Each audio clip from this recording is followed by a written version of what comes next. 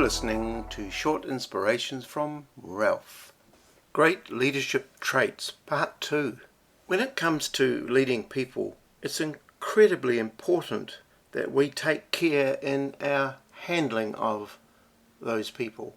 And sometimes people do get into leadership and their people skills are not brilliant. My suggestion is, if you're a leader and you're leading people in a company or a church, put a lot of effort into your people skills, because people are a precious commodity. Things like taking a genuine interest in people, listening to them all the way through before jumping to conclusions.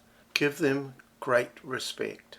And get this, give them enough room to make mistakes, because it is through mistakes that people learn. I once read about an employee in a huge company that made a very expensive mistake. In fact, it cost the company $1 million. So he tendered his resignation to the CEO, who said, "Well, what's this for?" And the employee said, "Well, I made the mistake. This cost the company a huge amount of money." And he said, No, that was an investment. We just spent $1 million in investing into your training." Treating people with respect goes a long way to sweetening the culture in your environment. But another thing that can do that is ensuring that you as a leader have a great sense of humour. There's a funny side to many things, and life is difficult enough without it being a workplace that is void of fun and laughter. If possible, create a workplace where people really do love being together. A workplace that's safe and happy. Another great trait of a good leader, or a great leader even, is that our vision and passion should extend beyond our own generation. Whether you're a leader in a church or some other organisation, it's the investment of our lives into a few to affect the many.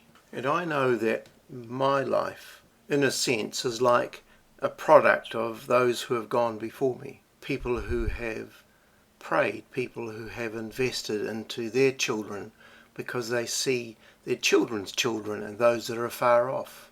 Some of you may be saying, well, hold on for a minute. We're just talking about leading people perhaps in some organisation or workplace where the people are there with a job profile. They clock in at a certain time and they finish at the end of the day or at the end of their shift. What's all this about investing in them? What's all this about taking care of our people even outside of the realm of the workplace?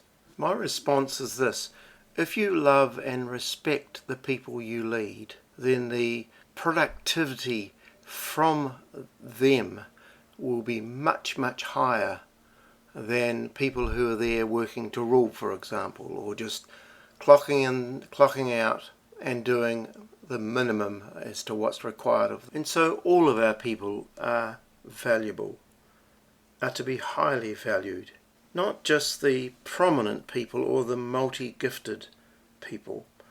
John Calvin said, "There is none so poor in the Church of Christ who may not impart to us something of value." Everyone has value. And here's the last trait for this particular episode. People become like their leader. We teach what we know, but we reproduce what we are. A congregation usually begins to be like their leader. He or she is their mentors, the people they respect and want to follow, and yes, want to be like. Almost like a family where the children want to become like their mum or dad. Remember that leadership is influence.